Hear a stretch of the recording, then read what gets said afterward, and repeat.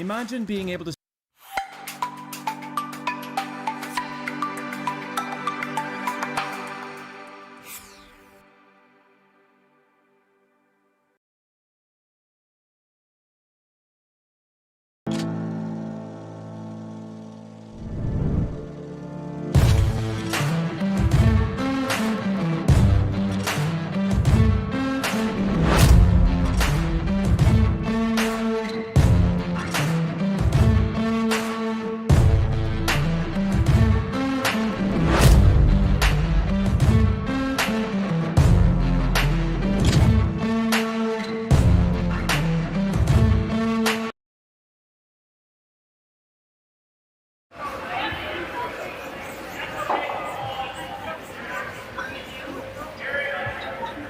Welcome to Oakville, Ontario, the site of the Stu Sells Oakville Tankard 2023. It's the second draw Thursday afternoon, and we've got a great match for you. Bruce Mouat from Scotland playing against Owen Purcell from Nova Scotia. First game just underway, as you can see. Bruce Mouat playing the Red Stones. Owen Purcell, the Yellowstones. That's third Grant Hardy. Playing a guard, protecting the Red Stone. That's Shot Stone in the rings.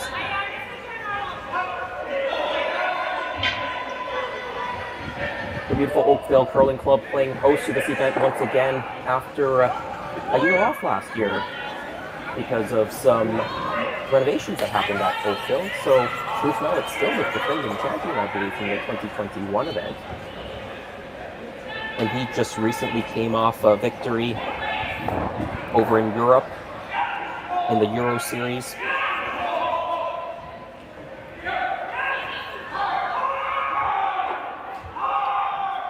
We'll be broadcasting most of the draws this week from the Stu Sells Oakville Tankard. It's yours, Thomas. Go ahead and produce. This is the second draw of the day. Only two draws today. Oakville Club hosts a lot of Summer League games in the evening, so Thursday night Summer League takes priority, but then Friday, Saturday, and Sunday, it's all Stu Sells Tankard action. My name is Jason Chang, here to bring you the action from the ice to your device, and we have a couple of other sheets being covered as well this week. Thanks so much to the crew, Jerry Gertz, Thomas, and of course the entire organizing committee putting on this great event.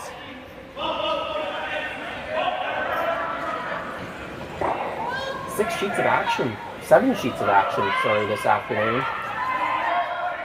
We'll keep you updated with some of those scores, but you can always hold the scores on curlingzone.com.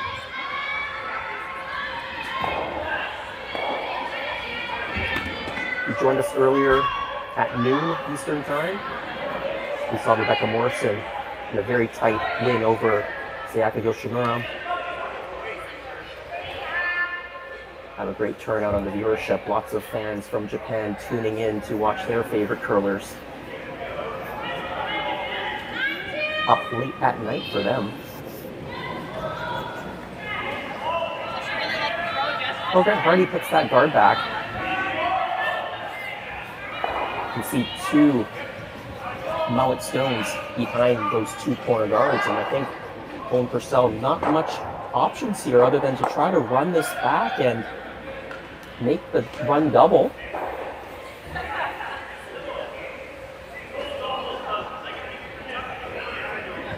Of course, Owen Purcell is the 2022 World Junior Bronze medalist. He's got this junior teammate Adam McEachran with him, now playing with Ryan Abraham and Scott Zachary. Plays the run back, just chips off that top one, but couldn't get any of the rocks out. Team Mouat still sitting two, very pretty situation right now. With last stone here in first end.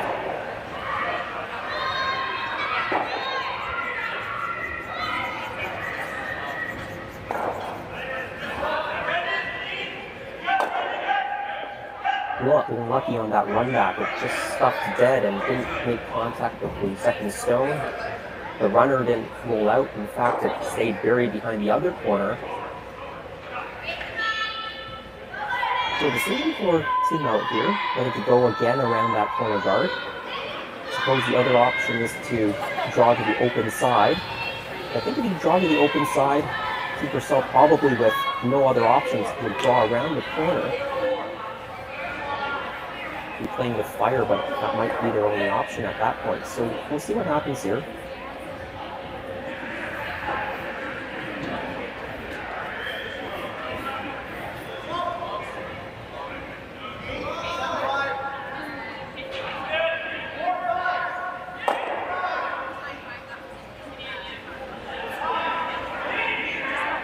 Bruce with his first stone at the first end here at the Stu Cells Oakville Tankard, of course, the reigning world champion from the Ottawa Worlds. Not too long ago, actually. These elite teams, they don't have much time off over the summer.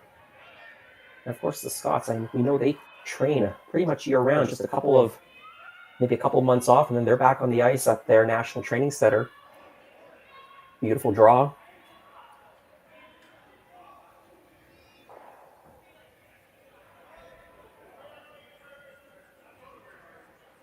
Maybe came a couple of inches too deep. They were a bit higher. This freeze wouldn't be on. I think if they freeze, Team Purcell would be second shot, and that would limit the damage quite a bit. Could play the run. The run double's there, but there is also a risk that one of the red stones might jam on that back yellow.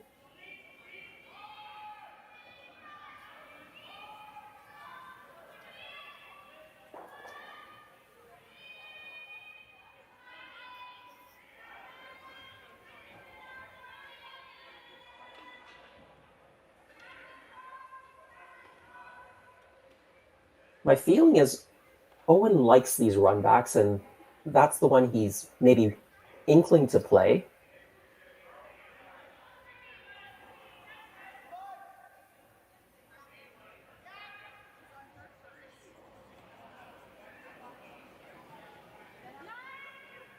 He can also stuff it right there, and if he stuffs it and the guard stays right in place, they could be shot stone as well. So there is some potential good upside on this shot. Doesn't necessarily need to make a double.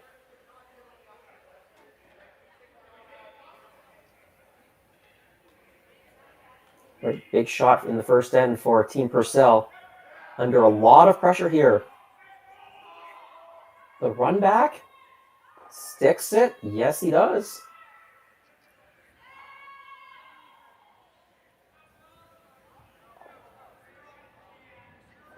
Great shot. I'm not sure if he got shot stone out of it, but removes a couple of the red stones.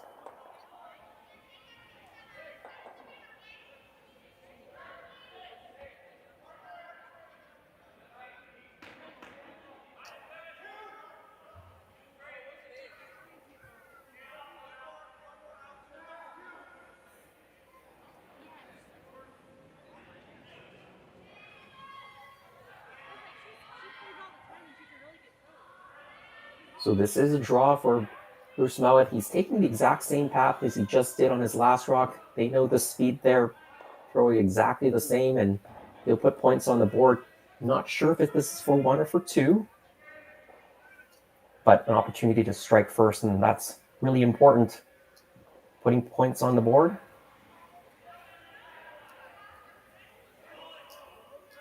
Sweepers look pretty happy with this, and of course, absolutely no problem. And from that angle, I believe it is going to be 2 red in the first end for Team Mouat. So they strike first with 2 in the first end. Hey guys, welcome to the Stu Cells team's brand new listing.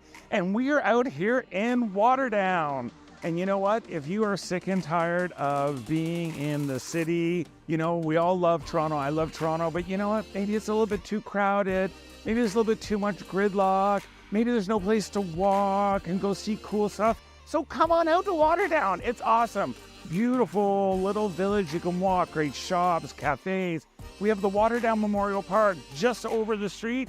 It's got a splash pad, baseball diamond. It's got a skateboarding thing for kids. We have a huge Fortino's. I was in there today getting flowers. It's crazy, that store. It's unbelievable. So you have Bike Pass, and you have the Bruce Trail, and you have a ton of parks. And we're in this lovely, quiet little subdivision. And look behind me, just say friggin' gorgeous. This house is spectacular. Custom built, beautiful finishes. We have decor black stainless steel appliances, quartz counters throughout, 3/4 inch white oak hardwood floor, ceramic tile. You want light, you want windows, you want bright.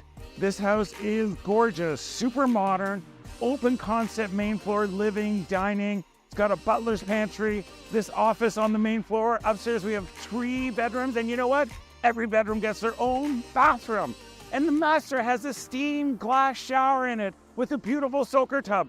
It's just luxury, luxury, high-end, luxury, high-end, luxury, high-end. This home is gorgeous. So go to stewcells.ca, see all the photos, the videos, and give me Stu a call for a personal tour.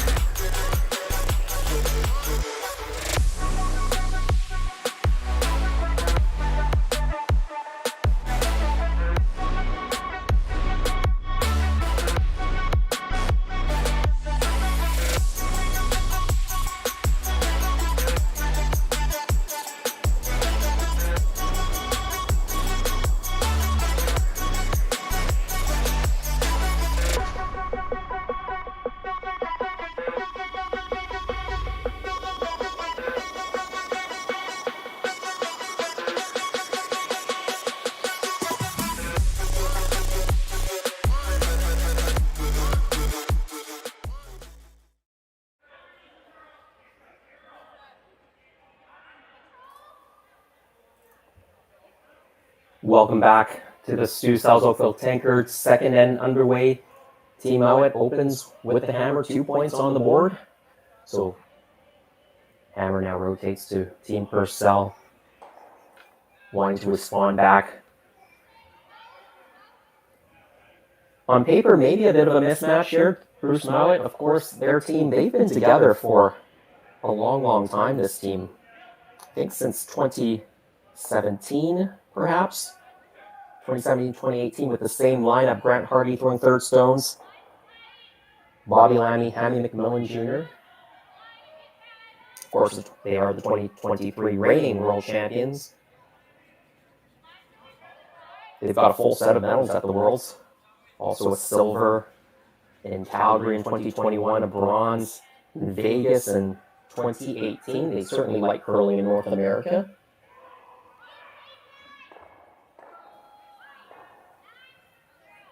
And of course, Bruce also a world mixed doubles curling champion in 2021. And not to be outshined, Grant Hardy himself, a world mixed curling champion from 2017 in Champéry. So a very accomplished team, and of course, 2 of the best front-end players in the world. This team won this event back in 2021, as mentioned, as well as 2017, ranked number 2 in the world. In the world points rankings, only behind Team Brad Guju. Owen Purcell ranked number 47, with Ryan Abraham, Scott Zachary, and Adam McEachran. As mentioned, the 2022 World Junior Bronze medalists. They beat, I believe, Norway in that bronze medal match.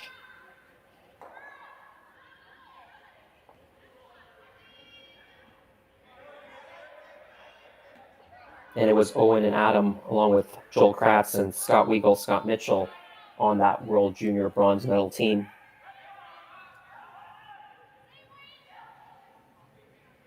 Mentioned Team Mouat, they have already been on the ice this season, winning the Euro Series. across the pond, Owen Purcell's team, they were actually in Quebec in Saint Félicien in the summer series as well, and I believe they beat Yannick Martel in that final. So good starts to both of their seasons.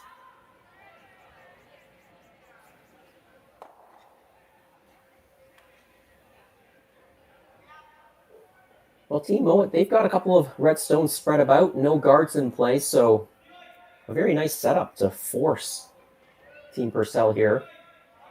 That's what you always like to do. Take two in the first, force your opponent in the second, and get the hammer back with the lead. That's pretty much the ideal start. Bobby Lamy trying to put a third stone in the house.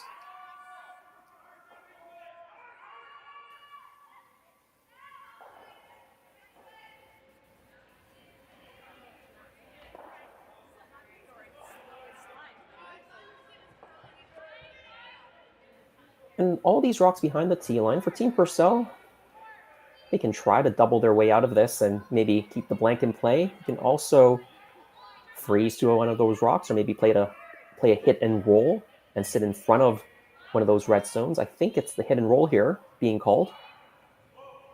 Hit that red stone on the 4-foot, roll it to the right-hand side of the rings to about that 4 o'clock position. Didn't get a roll. If you slip in, it's okay. Let's go in. 4 men's games out on the ice. Over on sheet 1, the legendary Glenn Howard playing against Sam Steep. Gordon McNamara against Rich Runin. This is our feature sheet, sheet 3. Bruce Mouat and Owen Purcell doing battle. And Mark Keane and John Schuster, they're over on sheet number 4.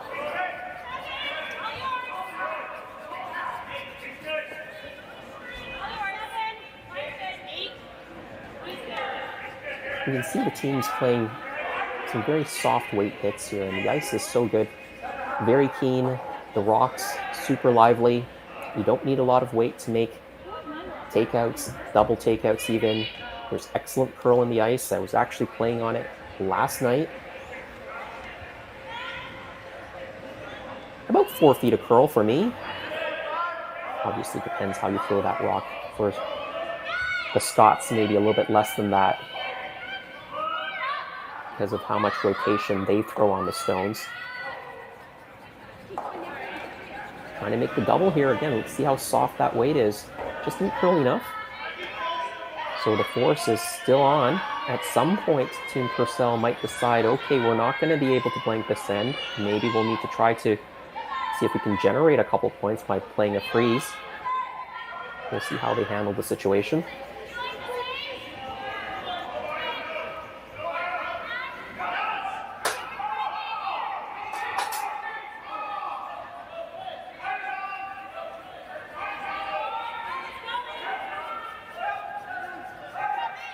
Just talking about the rotation of the stone, you can see Grant Hardy's rock. We only saw it about halfway into the rings, and it already rotated three and a half times. So 6 rotations all the way down, perhaps.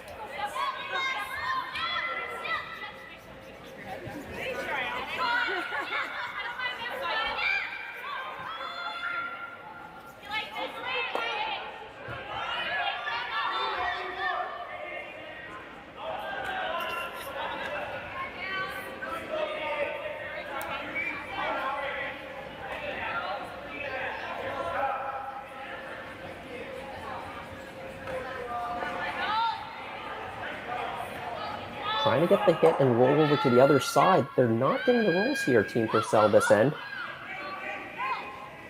Pretty much nose hitting everything. Not sure if they're just throwing it a bit tight or maybe not giving the right broom.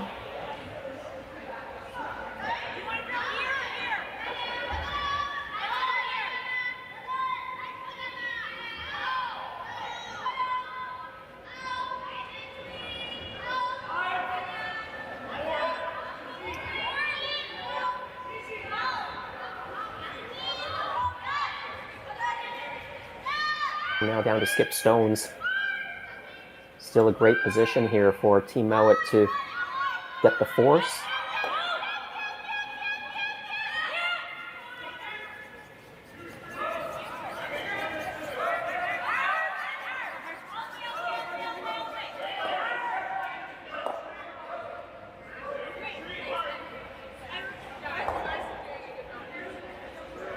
Plays a hit, rolls it away. I think they didn't quite want to nose it because it may have left the triple. By rolling it away, the triple is definitely not on. However, Team Purcell could now elect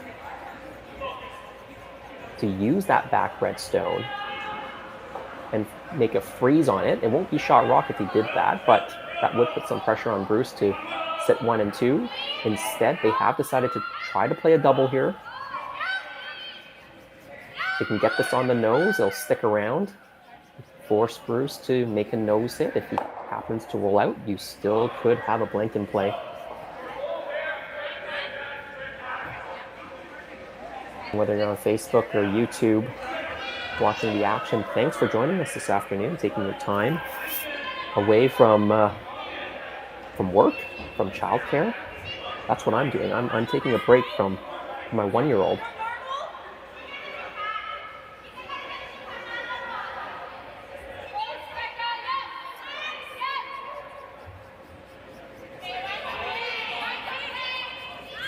Thanks for tuning in, Cheryl. Yeah, commentators. We've got some great commentators lined up this week. I've got this draw here and a couple more later this week, but we've got some curling legends slated to be on the broadcast as well.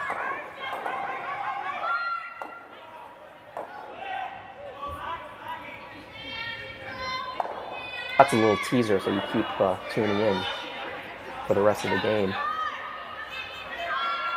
Owen makes the hidden sticks, so Bruce has to be a little bit careful, but really a simple shot here for Bruce. He doesn't even need to stick around because there's really no double that Owen would take on, even if Bruce rolled this one out. So I think he'll play it pretty safe and just make sure he's on the high side of this rock.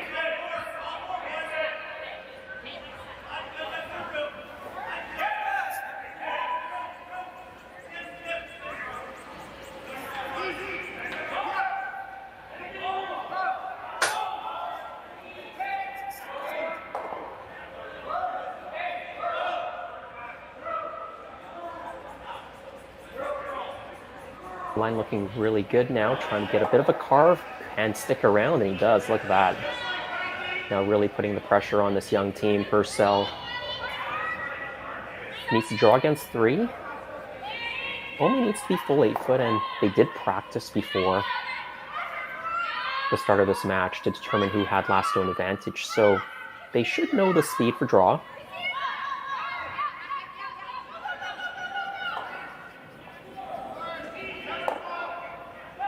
And he as the skipper, well, that's what he gets paid the money for, right? To make these draws.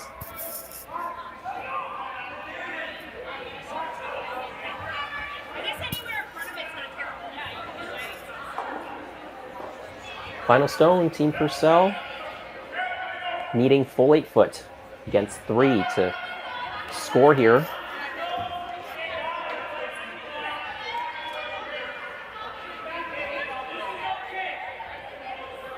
Or I'm not sure, maybe he decided to play a hit. I'm not really sure. I thought he was drawing, but that's going to go right through, and it's 3 points for Team Mouat, and they jump up to a big 5-0 lead after 2 ends of play.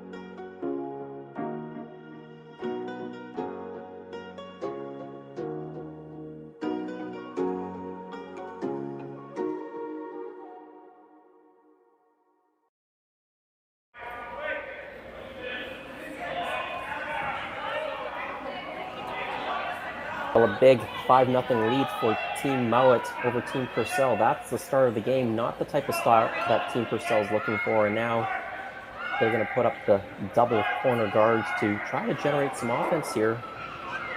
8 end games here, so only 6 ends left to mount a comeback. Not impossible with the 5-rock free guard zone rule, as well as no tick, officially in the World Curling Federation rulebook.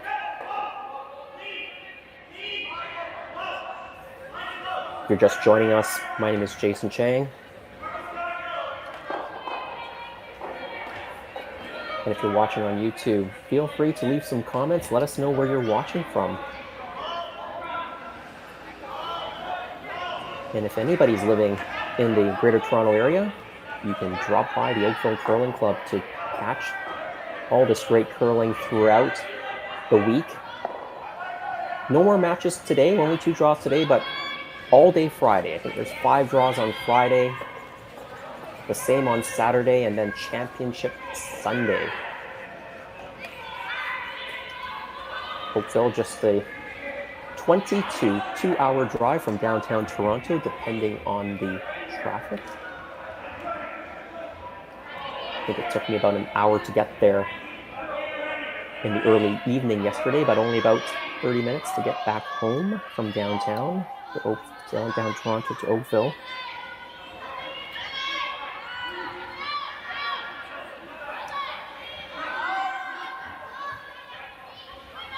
Well, the double corner guards are set up. They decided to use the same side corners, very commonly used these days, rather than opposite side corners. Team Mouat, they've got shot stone, top of the floor.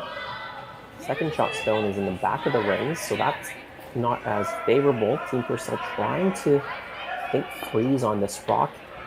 Just a hair heavy, chips off, rolls open to the side of the button, side of the forefoot. Bruce calling for a hidden flop back underneath. They could go up and peel the double guards as well.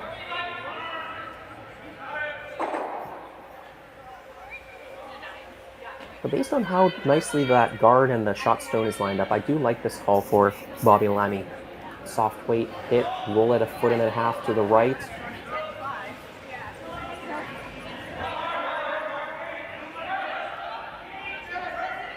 Trying to carve it over, but this one is hanging out wide. Must have been thrown a little bit on the outside. Jams off the back, red one goes out. Actually, that's not a bad result. They don't really need that red stone in the back of the 8-foot.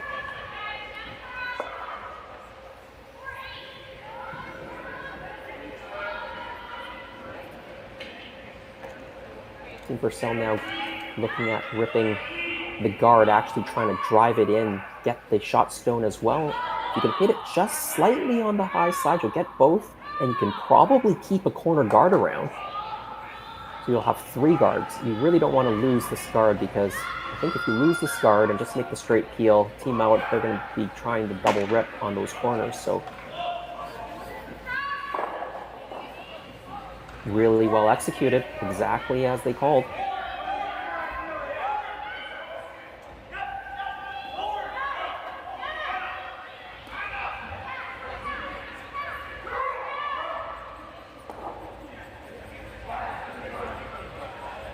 With 3 guards in play, Team Mouat deciding why not just defend by going around that now corner guard.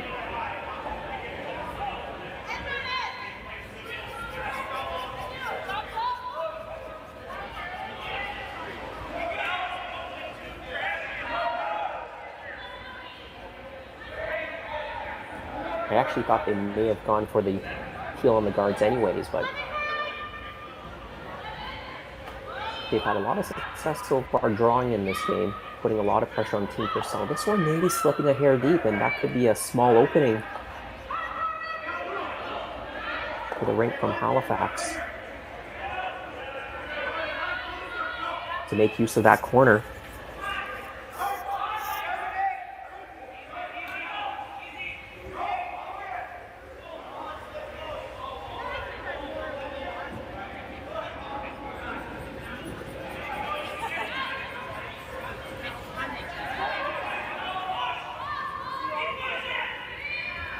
Mentioned before, there are 4 men's games on sheets 1 to 4. There's a few women's games out there as well. Eunjin Kim from Korea playing Stephanie Seneker from the United States. Tabitha Peterson against Danielle Inglis. And Shelley Hardy from Sarnia against Lauren Mann from Timmins, Ontario. They're out there over on the other side of the rink, sheets 6, 7, and 8. Nice draw there.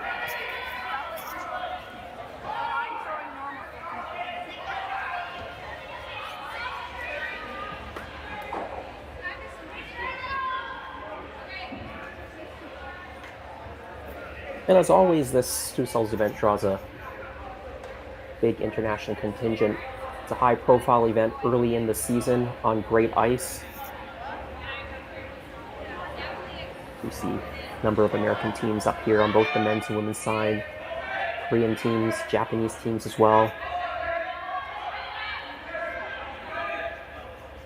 Who were joining this morning, we had on one of the non-featured sheets, but also streamed Team Sato from Japan.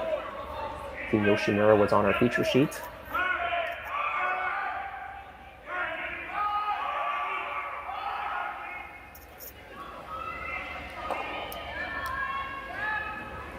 And great to see those fans from Japan and the US watching as well. Hello, Mark from Oklahoma.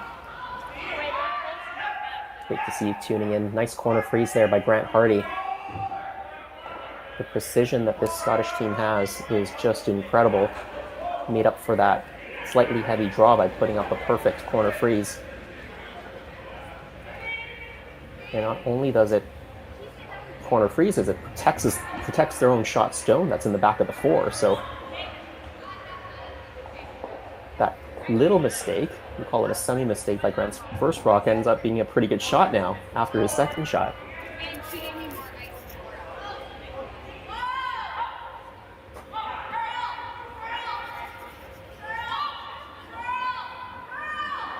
We're still in the second draw of this Stu Cells tournament, so the team behind the scenes, Jerry Gertz and his crew working the cameras, all the feeds, the commentator microphones, and also trying to get player microphones as well. It's a lot of work that goes into putting on a production like this, and the first couple draws, just trying to make sure everything is working well. So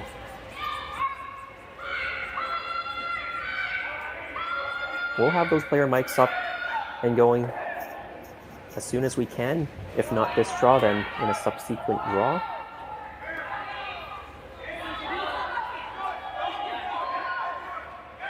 Team Mouat now, shot stone and second shot stone, but 2 yellow stones in there, so Team Mouat has to be a little bit worried. They're thinking that maybe there's a run back on one of those yellow guards that could eliminate both red stones, so that's what they're looking at, and how do you defend against that.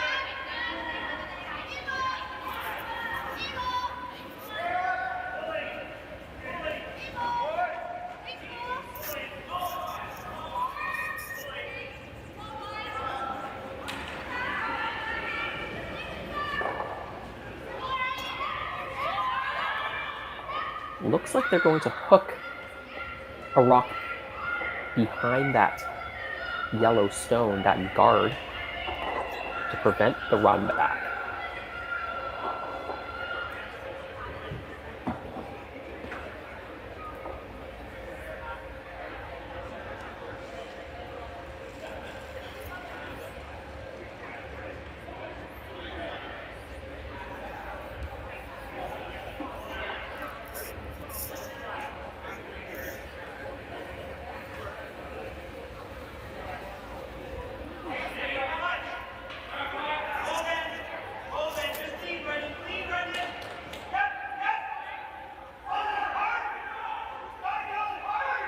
Grossi trying to play that guard, a tight guard behind that yellow stone, get it a piece buried, prevent the run back, and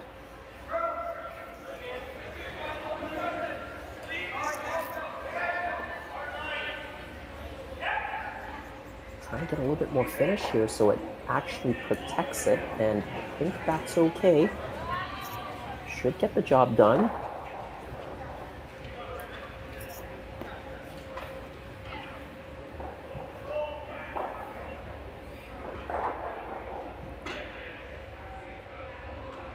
I want to mention the rest of the crew. I mean, Jerry is synonymous with Curling Zone and all the work that he's done over the years in the curling world, including the streaming.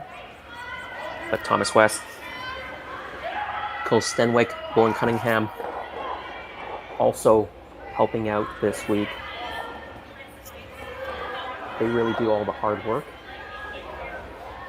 Makes the players look good, makes me sound okay.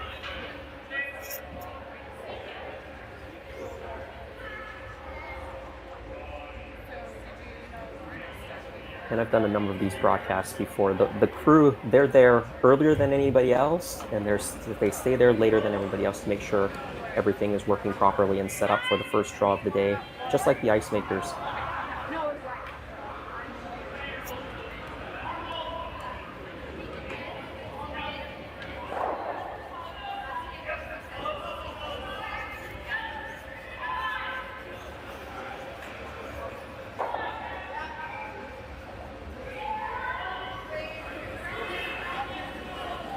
Well, Team Purcell looking over this interesting situation in the house.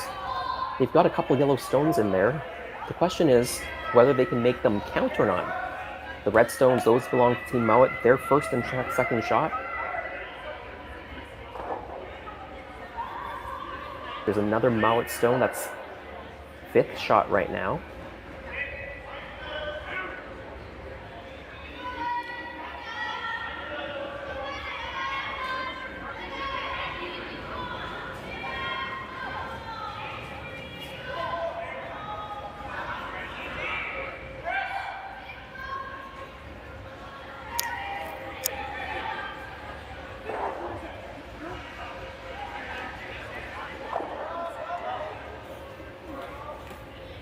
Team Purcell, 2 rocks left.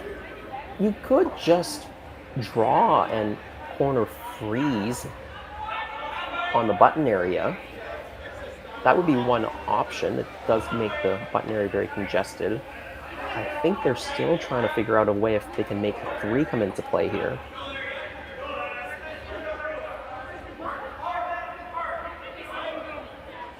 So they're going to run this yellow stone back. I think they want it to hit the red stone that's on the top of the 12. So that they're going to have 3 yellow stones in the rings at the end of this.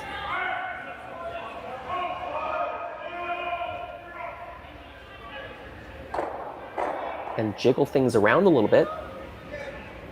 The runner slips out, spills the rocks a bit.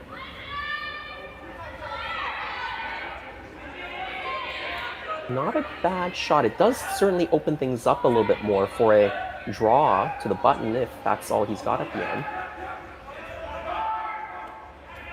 Yellow appears to be, I think, shot stone right now. Mouat with second shot, but Team Purcell looks like they've got third shot behind those corner guards. So definitely an opportunity for a couple of points here. They might have to make a double on their last rock to do it, though. This is what Bruce is trying to protect against. He knows he's making a play on this yellow shot stone. The question is, where does he want the shooter to roll? And he motioned at first, maybe bumping into the side of that red stone and pushing everything over to get some spread.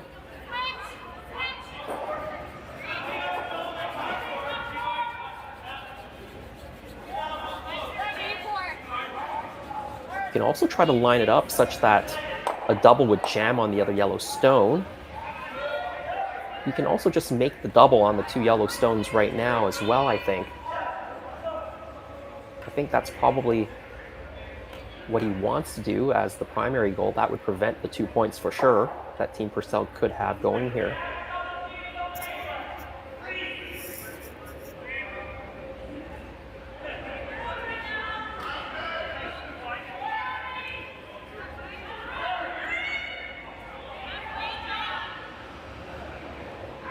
Well, this team got off to a really quick start.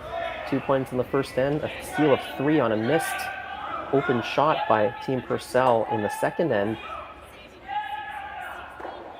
Facing a couple of yellow stones, tries to make the double, jams it, and there's a chance for 2. Right back for Team Purcell. He makes this shot, and we've got a game again.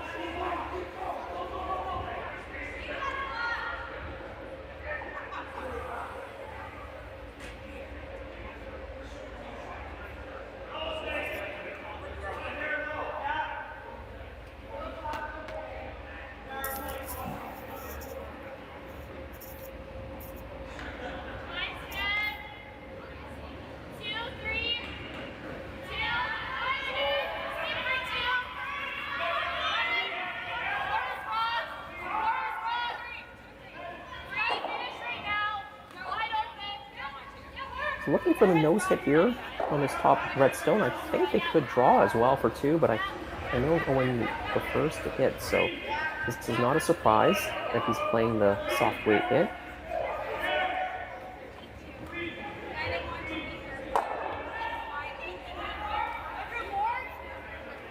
No problem this time. So a good comeback end for Team Purcell. They put 2 points on the board. It's 5-2 after 3. Hey guys, welcome to the Stu Sells team's brand new listing.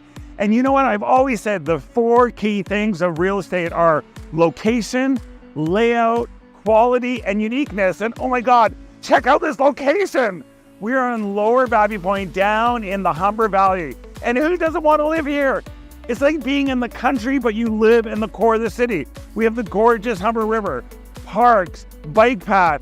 You can walk down this bike path and you'll be at the Old Mill, beautiful place. They have a spa, a nice hotel, restaurant. You can go to the Jane subway station. You want to get downtown. You go up the hill and you're in the Junction, all the funky shops, cafes, one of my favorite areas in the city. And you know what? This home is quality. We have a solid detached brick, beautiful house. We have 3 bedrooms, 3 bathrooms, a stunning addition off the back with a huge living room. You go upstairs, we have cathedral ceilings in the prime bedroom. It has a wood-burning stove. We have a gorgeous stone fireplace in the living room. Kitchen's done, hardwood floors, crown molding, a sauna in the basement for those winter nights if you want to go in the sauna and get warm.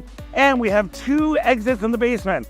Tons of potential, apartment, in-law suites, so much. You know what? Uniqueness, you want cool? This house is super cool. On the main floor, we have a Gothic-style stained glass window from a demolished church in Quebec. In the prime bedroom upstairs, a gorgeous 19th century stained glass window shipped imported from Ireland. So cool. We have a ton of skylights, a ton of light. If you want light, this is the place. Also, oh my God, I'm afraid of the best thing. Backyard, private drive, concrete garage, beautiful, serene, idyllic setting, beautiful mature trees, gorgeous garden, so peaceful, so quiet. And you know what? The layout is awesome. 3 bedrooms, great living room, tons of room, tons of space in the basement, gorgeous kitchen. You know what? This home is so unique and so cool. You're going to be blown away by it. So go to stusells.ca, see all the videos, the pictures, the tour, the floor plans, and give me Stu a call.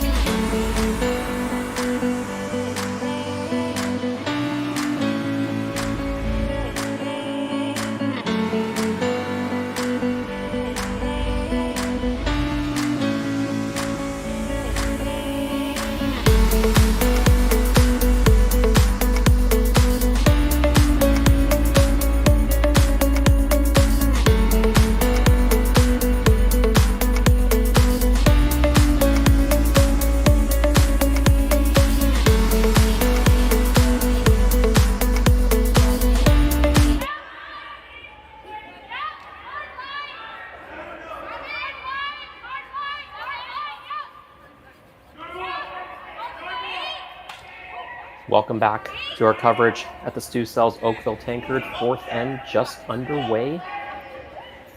Team Mouat, they've got the hammer back now, up 5-2 over Team Owen Purcell. Tammy McMillan Jr. throwing the lead stones for Team Mouat.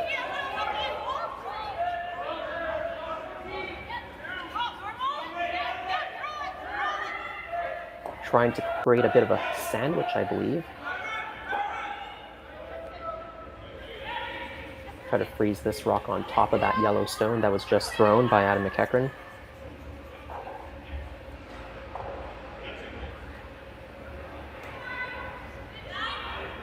Nicely done.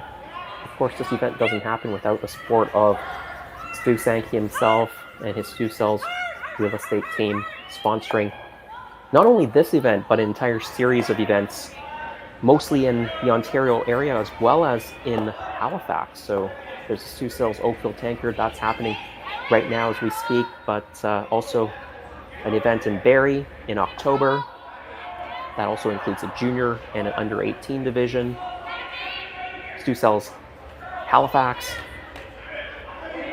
the Port Elgin Super Steel in November, the event in Collingwood in late November, as well as the Stu Cells Brantford Nissan Classic in early December. If you're looking for a real estate in the Greater Toronto area, give Stu a call.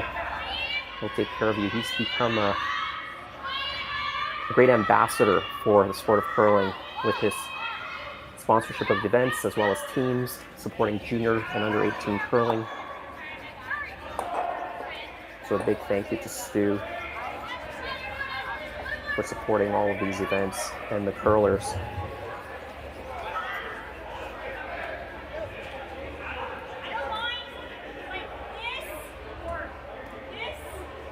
Team Purcell, I think they were trying to freeze on top, but that one chips off, rolls beside their own yellow stone. With a big 3-point lead and last rock, I think Team Mouat would like to simplify the situation here. There's really no need to take a lot of risk with the lead.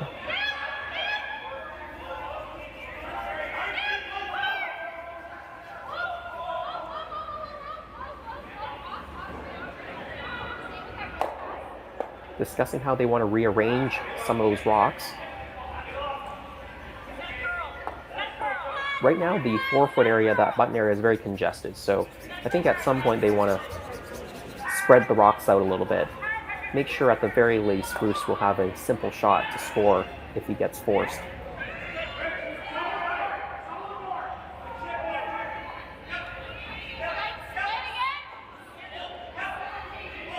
And based on where he's put the broom down, I think it's going to be a big weight shot. This was the shot that I think they should play. The run back. Try to get rid of the guard. And then spread out those stones. Try to get as many of those stones, yellow ones, out of there as possible. Just hit it a hair too high. I think Owen probably needs to replace that guard right now. It's too early to do anything in the house, I think.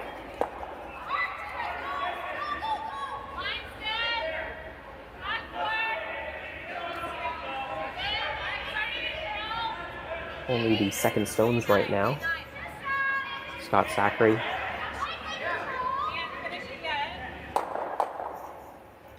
That name sounds familiar. Yeah, it is. He's got a handful of prior appearances.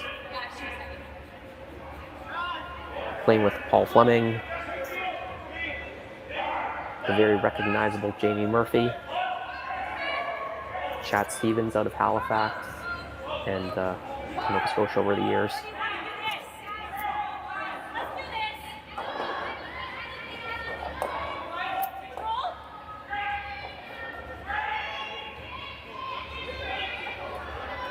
The guard goes up. The run back will be attempted again.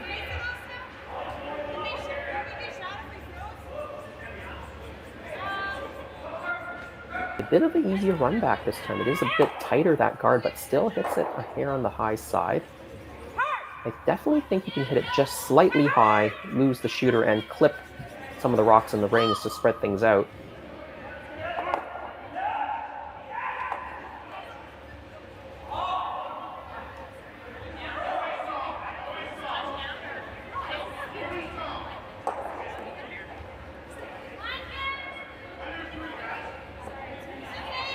I think they could put this guard just a little bit higher than where they have been. They've gotten a little bit lucky that the run back wasn't made. But when they put it so tight, the run back is much easier. So if you put it halfway, that run back is a bit more difficult. Harder to run it back, lose the shooter. Just like that one, a little bit higher, increases the difficulty for Grant Hardy. And they're trying that same thing. You can see, try to clip that yellow stone that's on the right side of your screen, right side of the forefoot, on the way by.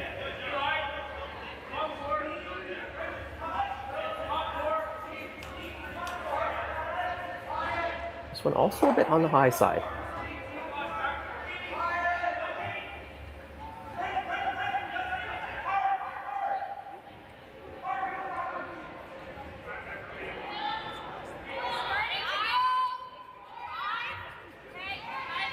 I think they must be throwing it a hair wide. You can see where Bruce is putting the broom. Essentially negative ice, just the way they throw it a bit in out, so always a bit tight on the broom. The thrower will throw it a little bit wide of the broom. I think they're just getting a little bit too wide on those last few shots.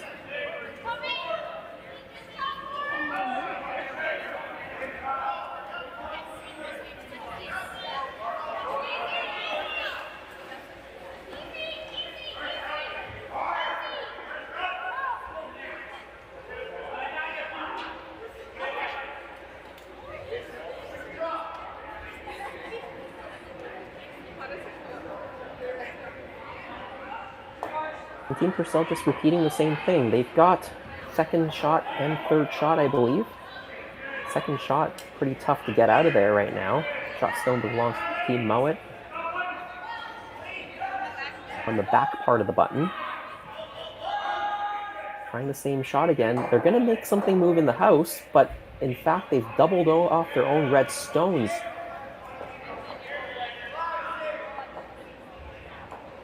So an overcorrection that time. And now Team Purcell sitting in a nice spot to perhaps steal this end.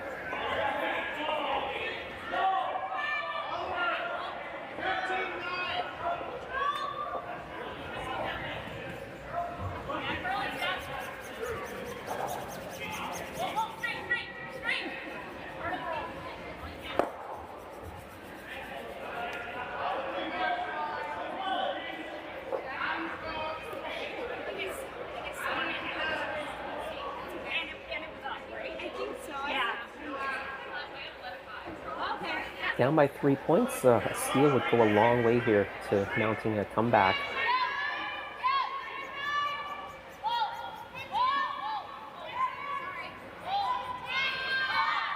This is Owen's first stone of the fourth end, trying to loop another one in.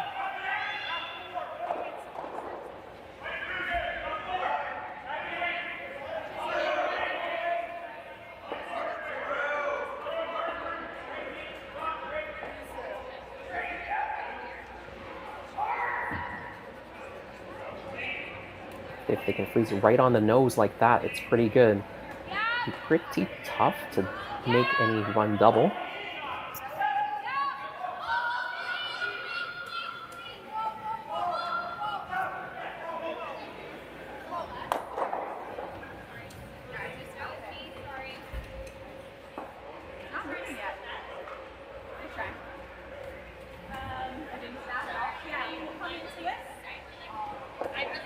Really no other options but to run the guard, and this time they don't want to leave the guard right there. They want to hit it a bit off center so that the red shooter rolls away. Take about a second off. Bruce Mouat, his first skip stone. This is close.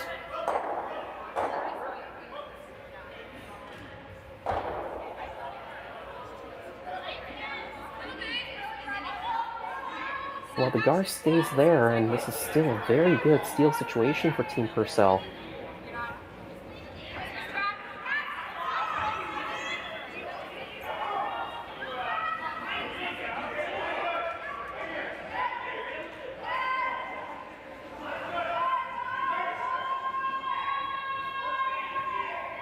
You can see Scott Zachary motioning as well as Ryan Abraham. Right now, if you don't do anything, Bruce is probably playing that run back, and the run double is there. And if you just play a guard, that run double is still there. So I think the play is to put a third rock in the rings. The question is, where do you want it? Do you want it just to be biting the top 12? Maybe just touching that center line? You want it to be right frozen to your shot stone? Corner frozen to your second shot stone? I think they're motioning corner frozen to the second shot stone, half buried behind that guard. And if it ends up a little bit short, top 12, a piece buried, that'd be okay too. They don't want to be fully buried, because I think if they're fully buried, Bruce can probably hit shot stone, maybe can roll a little bit to the inside to get shot stone. So they want to kind of be Christmas tree.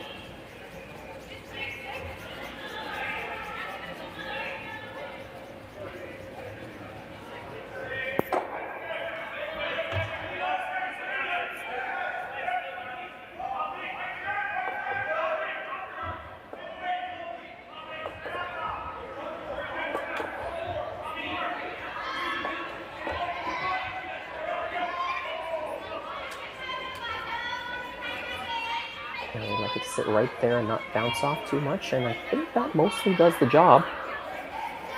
Bruce is going to be under a lot of pressure right now.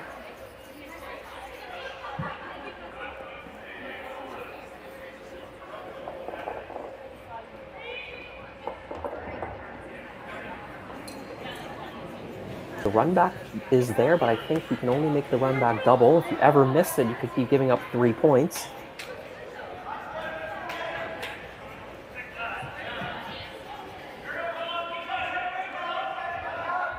I think they're seeing if there's a way to just give up a point by making a direct play at one of those yellow stones. They're looking at the in-turn side,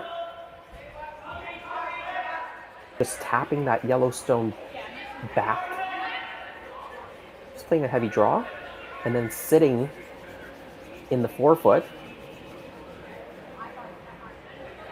for second shot stone. Grant having a look just to make sure that yes, indeed, you would be second shot if you made that. Back 8 weight, still have to be careful. Still got to make sure you clear that guard. The guard really shouldn't be in play. You can see enough of that yellow stone, the amount of curl there is at the end as the rock comes into the rings. Should be able to make this shot without too much trouble, but it is just the damage control shot. After a mistake by Grant Hardy on a run back, that eliminated 2 of Team Mouat's stones and left the center guard.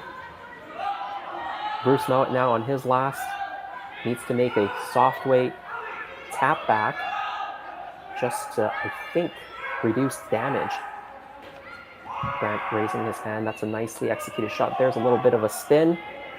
It does sit for second shot, but it is Team Purcell with an important steal of 1 as we head to the halfway point of this match. It's 5-3. Team Mouat leads.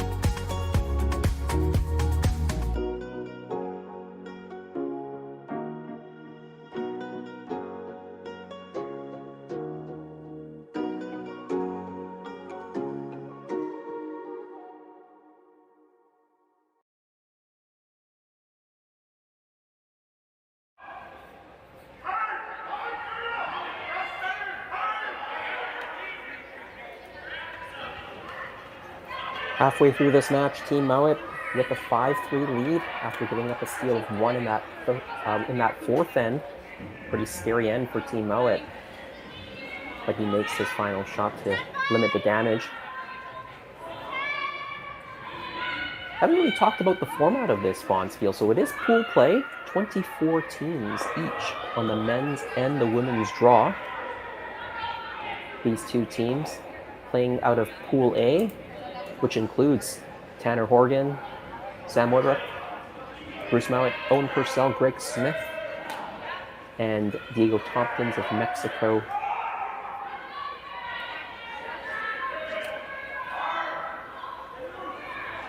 Seeing their first action today, these two teams. In Pool B, one match already happened at noontime. Ross White of Scotland defeating Pat Ferris. Over on Pool C earlier today, John Epping defeated Warren Smith. And in Pool D, a couple games happened earlier. Reed Carruthers defeating Jaden King, and Hayato Sato defeating Daniel Hosovar. For the rest of the teams, they're going to see their first action tomorrow.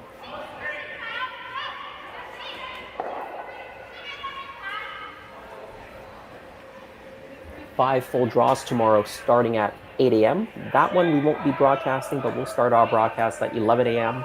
Eastern Time, then 2 p.m., 5 p.m., and 8 p.m. And some of the featured games we'll be showing will be Reed Carruthers against Mark Keane, Chelsea Brandwood playing against Delaney Strauss at 2 p.m., Pat Ferris playing Glenn Howard at 5, and John Epping and Matt Manuel at 8 p.m. And I hinted at perhaps some curling royalty joining in the booth later this week, and we'll have Mary Chilvers tomorrow, I believe, at 5 p.m., but also Colleen Jones and Kim Kelly will be calling the 2 p.m. draw on Friday.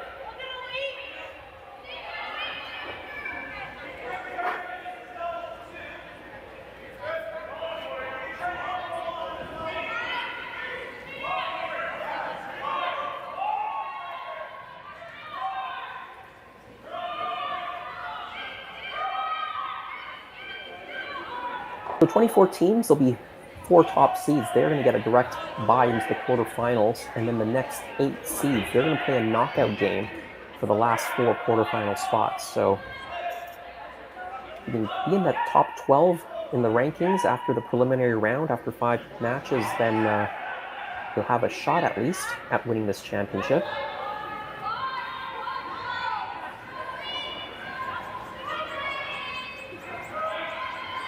I think the last end was a bit messy for Team Mouat, and I think they're taking a slightly different approach to this end. They're running the guard in fairly early. Nothing clustered in the forefoot, so this is a much simpler end for Bruce.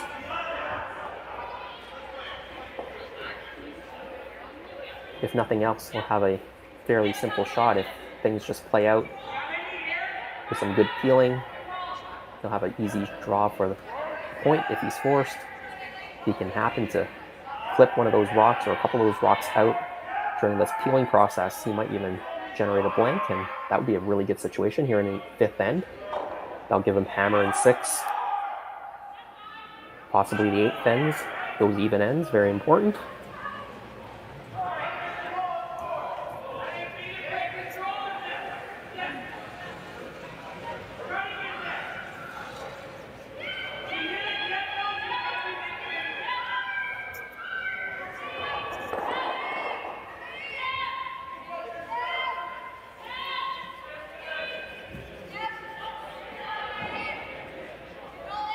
And similarly on the women's side of the draw, 24 teams as well, playing down to the same playoff format. Top 4 seeds into the quarters, the next 8 playing a knockout game for those last 4 quarterfinal positions. And some of those teams also have opened up their campaign earlier today. In the first draw, Rebecca Morrison defeated Sayaka Yoshimura. That was our featured game. Sun Young Ha of Korea won her game against Tori Zemelink. Christina Black of Nova Scotia defeating Christy Watling. And Delaney Strauss from the US beating Quinn Walsh.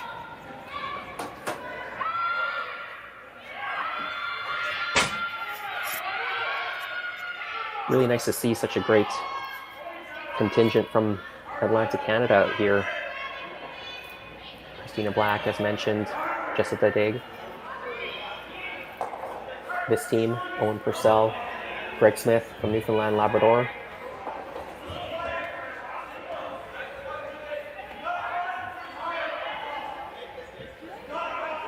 Well, they've been trying to play this run on the guard, the peel, and try to clip one of these rocks in the house along the way by. Haven't quite made it yet. Grant Hardy now. His turn to give it a try. This one looks close. But through the hole again.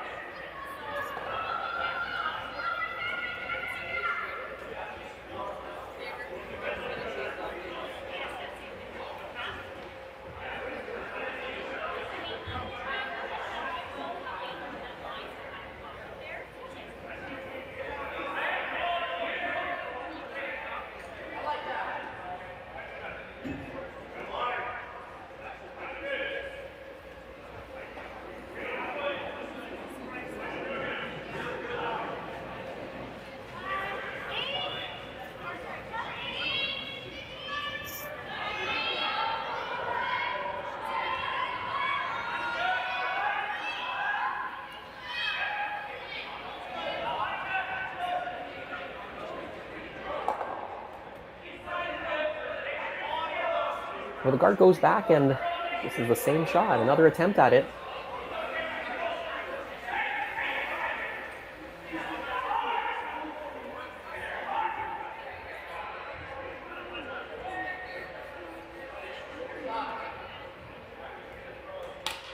Although they're having a chat now, they're sensing that they're going to get forced. And if you're going to get forced, you might decide instead to go on the offense and try to score 2 instead. And they've changed their minds. Here we go. Looks like Grant and the front end have talked Bruce into, let's just go for the 2 now. Nope. Back to the original call. I still like this call. With the 2-point lead and the hammer, I really still do like this call right now. I think if this one isn't made and another center guard goes up, you might go around on Bruce's first stone.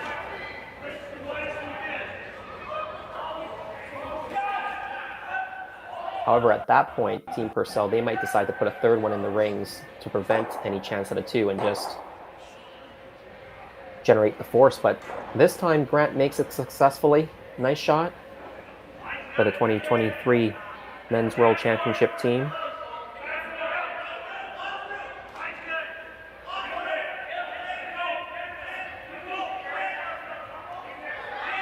The downside, of course, is the force is still on. You've still got a Yellowstone in the rings. Team Purcell, all they need to do is separate the 2 Yellowstones, make sure there's no double. But it does take a little bit of pressure off Bruce. He won't be playing against 3 on his last stone like he did last time.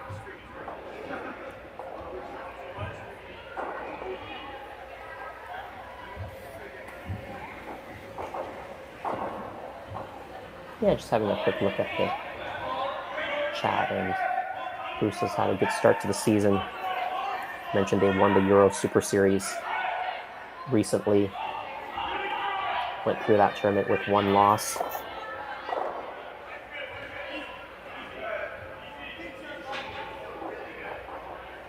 Team Purcell, they came off a victory at St. Félicien in Quebec.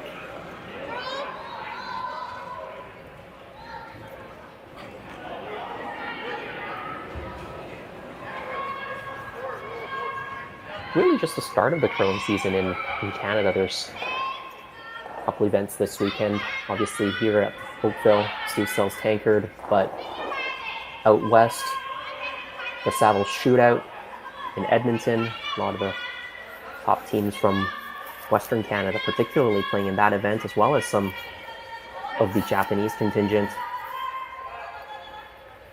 Yosuke Morizumi out there, Riku Yanagasawa out in Edmonton as well. So lots of curling to be followed this weekend.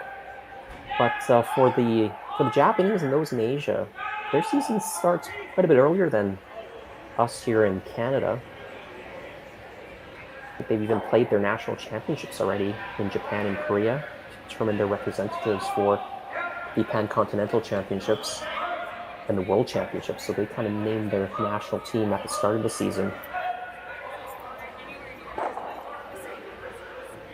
And even in Europe, a little bit of an earlier start as well.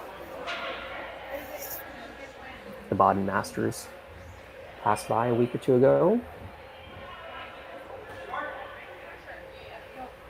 Nice shot by Team Mouat. Bruce hits and rolls over towards the other yellow stone. Right now the force is still on. I think Team Purcell, if they roll this one back towards the center line just a bit, or even noses it, I think Team Mouat will get forced to take 1 point.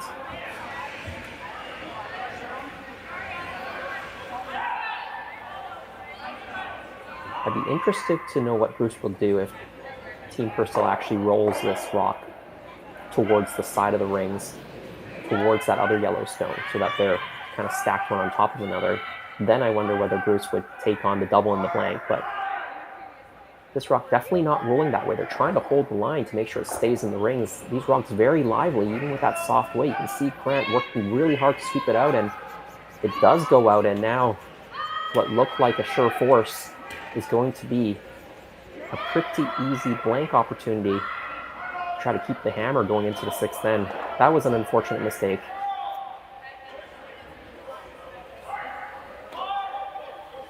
Sweepers did all they could to try to hold the line, but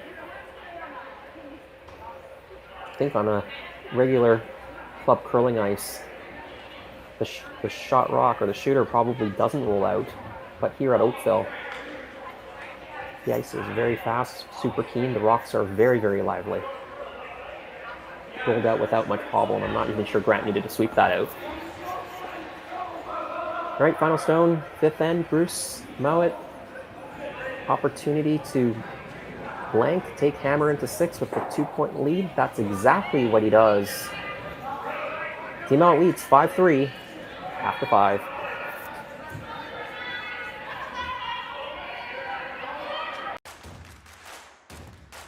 Imagine being able to stream every curling game from every sheet from any event, be it your Wednesday league game, bonspiel, or corporate event. Curling Stadium offers an all-inclusive streaming solution featuring high-quality cameras, ease of use, great reliability, and minimal installation. Offering your sponsors customizable ad space on your streamed curling games and being able to sell video packages to your corporate events for increased revenue. With Curling Stadium, you can stream to any device, be it your mobile phone, tablet, or computer. Push the feed to your desired platform, be it Facebook, YouTube, or any other social media. Curling Stadium is simply the way forward. Where it's commonplace in other sports to televise every game, we want to do the same. Curling is a global sport, and it's time it gets the coverage it needs. Make your curling club the next Curling Stadium.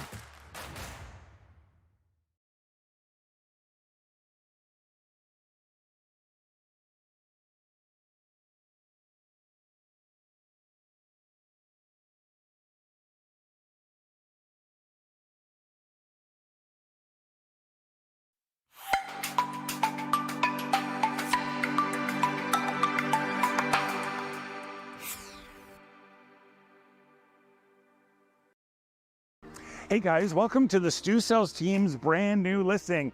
And we are out here in Waterdown. And you know what? If you are sick and tired of being in the city, you know, we all love Toronto. I love Toronto, but you know what? Maybe it's a little bit too crowded. Maybe there's a little bit too much gridlock. Maybe there's no place to walk and go see cool stuff. So come on out to Waterdown. It's awesome. Beautiful little village you can walk, great shops, cafes. We have the Waterdown Memorial Park just over the street. It's got a splash pad, baseball diamond. It's got a skateboarding thing for kids. We have a huge Fortino's. I was in there today getting flowers. It's crazy, that store. It's unbelievable. So you have Bike Pass, and you have the Bruce Trail, and you have a ton of parks. And we're in this lovely, quiet little subdivision. And look behind me, just say freaking gorgeous. This house is spectacular. Custom built, beautiful finishes. We have decor black stainless steel appliances, quartz counters throughout, 3/4-inch white oak hardwood floor, ceramic tile. You want light, you want windows, you want bright. This house is gorgeous, super modern, open concept main floor, living, dining. It's got a butler's pantry, this office on the main floor. Upstairs we have 3 bedrooms, and you know what? Every bedroom gets their own bathroom. And the master has a steamed glass shower in it with a beautiful soaker tub. It's just luxury, luxury, high-end, luxury, high-end, luxury, high-end. This home is gorgeous. So go to stewcells.ca, see all the photos, the videos, and give me Stu a call for a personal tour.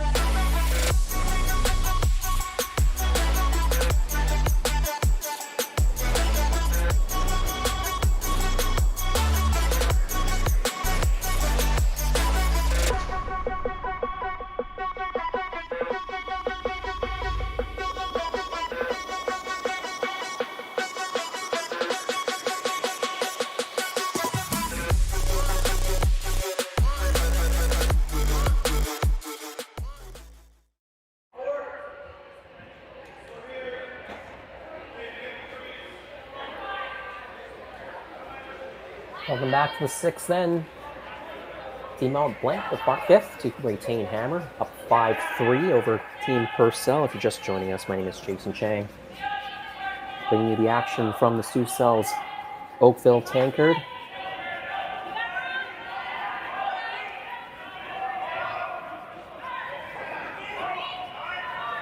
Needing to now to come back, you can see the center guard in play. A cluster of rocks lined up behind that guard in the house. But I don't think that's what Team Purcell was trying to do. I think they were trying to just freeze on top, maybe jiggle it a little bit, but certainly not chip off of it like that into the open. Now, if you remember a couple ends ago, they had a similar mistake where they chipped off, but it ended up working out for them after a failed run back by Team Mouat, and they almost stole 2 or 3 points, but Bruce came through with a great final stone to limit the damage to just 1 point.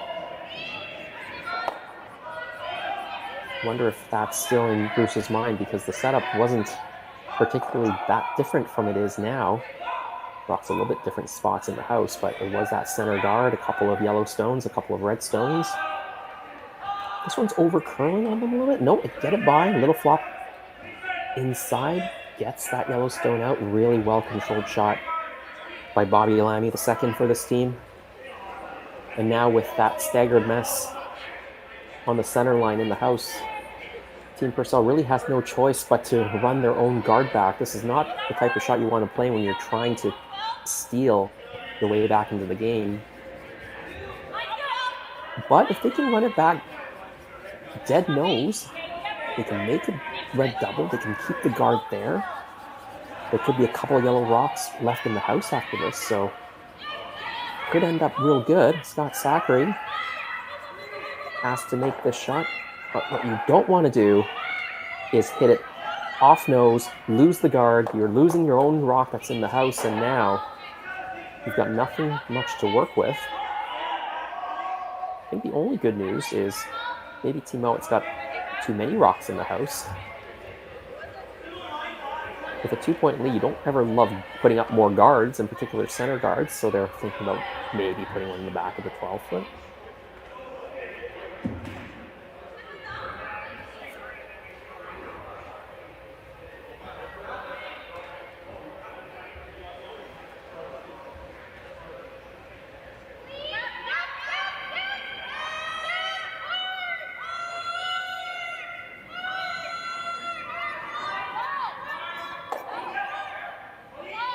I think at some point Team Purcell will have to move that situation. Those 3 rocks. That shot stone right now is not going anywhere. And it's pretty much impossible to outcount that red stone without moving it. So for Team Purcell to score here, or to steal, they've got to move things around.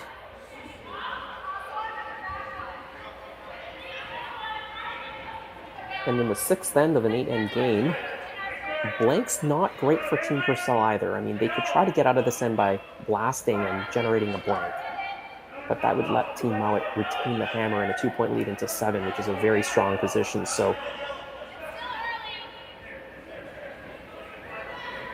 really not sure what the best thing to do here. You do have to move this front situation, so that's what they're going to do first.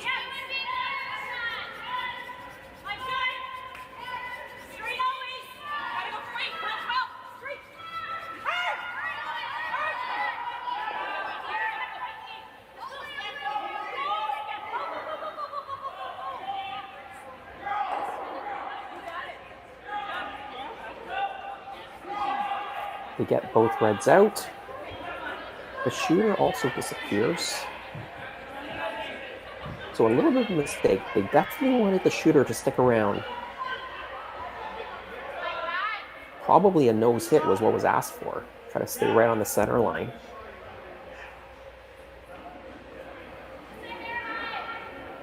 Now the rocks can be spread out really nicely. Grant Hardy asked to play the other side of the rings, about level with shot stone. So approximately T-line, just a little bit, I think, high of the T-line would be perfect. This rock slipping a little bit deep, so you can see Bobby trying to take it a bit deeper. I think the triple was on.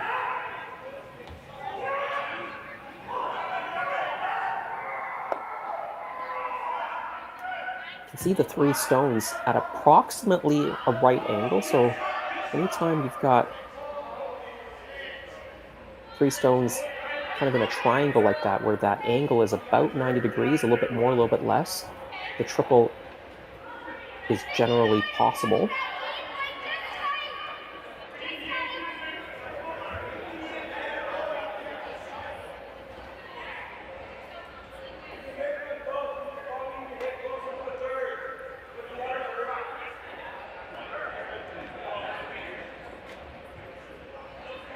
I think at this point, their best bet is to try to blank this end out. And who knows, maybe try to get a last stone mistake. Maybe Bruce hits and sticks around, gets the force in the more unconventional way. But really not a lot of hope to steal in this end. And this rock thrown tight, right on the nose.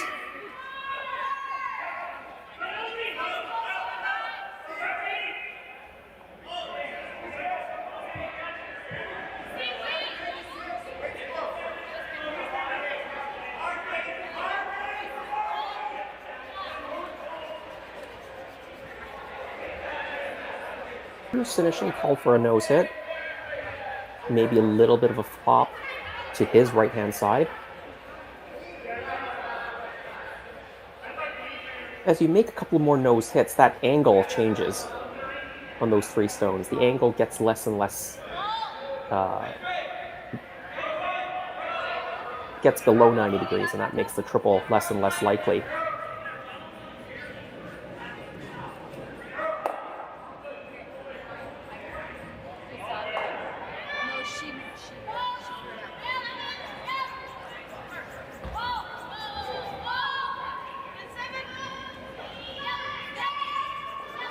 Having a quick look over at some of the other men's games, Team Glenn Howard, they're up 4-1 against Cameron Goodkey after 5 ends of play. Jordan McNamara and Rich Runnan from the U.S., they were tied at 1 after 4.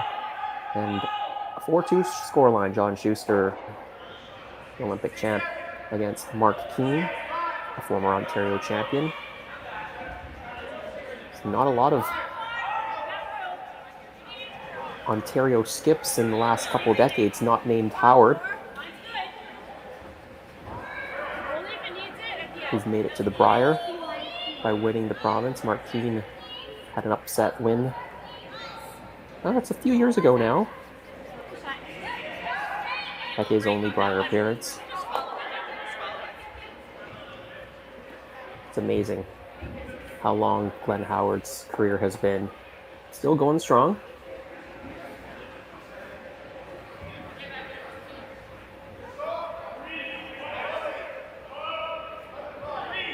Well, with the blank getting more and more difficult now, they're trying to make a hit and roll to sit in the back 4 or back 8 behind that redstone that's on the center line top 8, but it overcurls, rolls out. And Team Mouat, they're going to spread the rocks out again.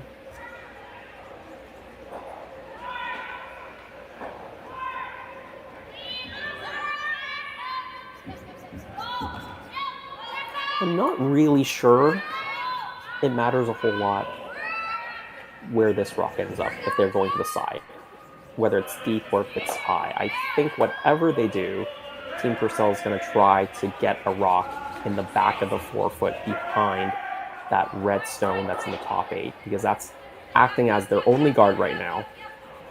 It would leave Bruce a pretty short run back for 3, but with the scoreline the way it is, can't really give up 2 points. If you're 4 down, playing 7, you're not having much of a chance against Team Mouat. Doesn't look like you can generate a blank here, unless this ends up being in a spot where a triple is on. But any triple is pretty difficult. The rocks are going to be pretty spread out, even if the angle is there. It'll be a very tough triple.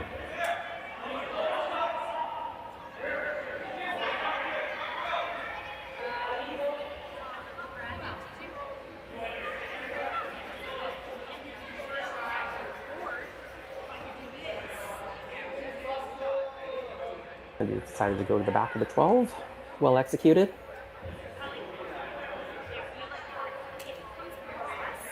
They really can't even hit and roll off in now. You have to just go with the straight draw. Try to bite the back of the 4. Get it buried. Or mostly buried.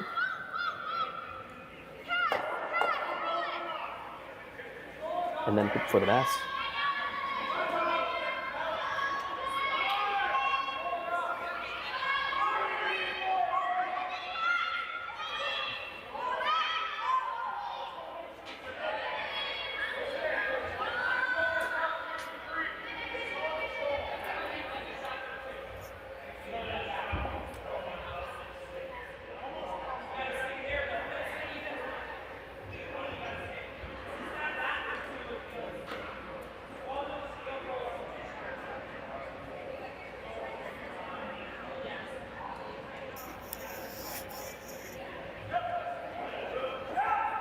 They're debating over a hit and roll here.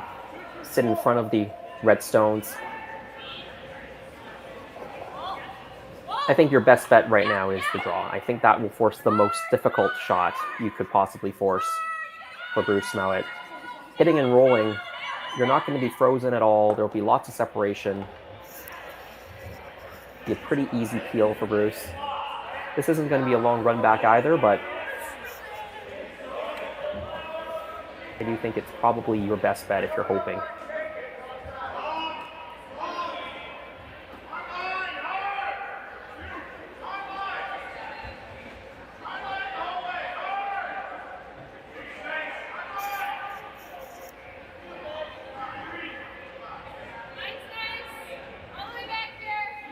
Owen Purcell, his last stone in the 6th end. Facing 3 without last stone. He's got to get this one into the back of the 4-foot.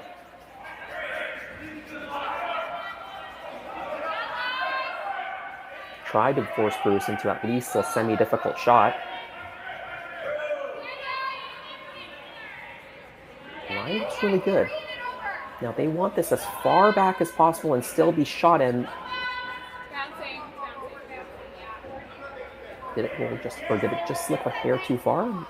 Bruce might still be shot stone, I think.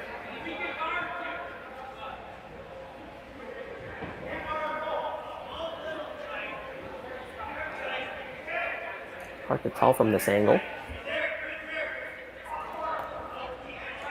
I feel like if Bruce is shot stone, if Red is shot stone right now, I'd be tempted to just drop the 2. Take a 4-point lead, playing 7. If they're playing the run back, then maybe yellow is shot. From this angle, I still think Red is shot, but hard to say. We're not directly over the sheet.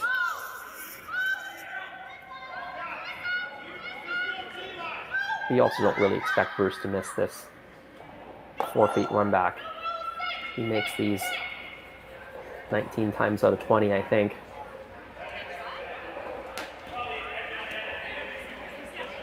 But for Owen Purcell, he's got to hope that this might be the one time in 20 he misses this.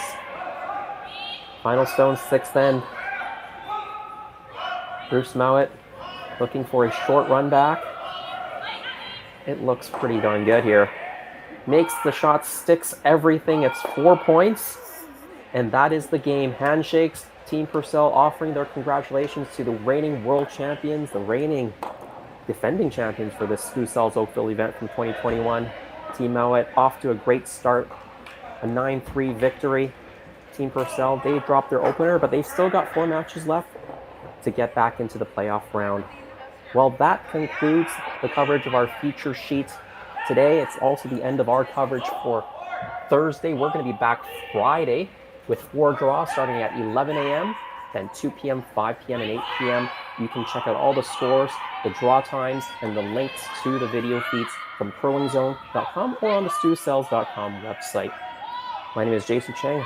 Really glad to be with you, bringing you the action from the ice to your device today. We'll see you again tomorrow.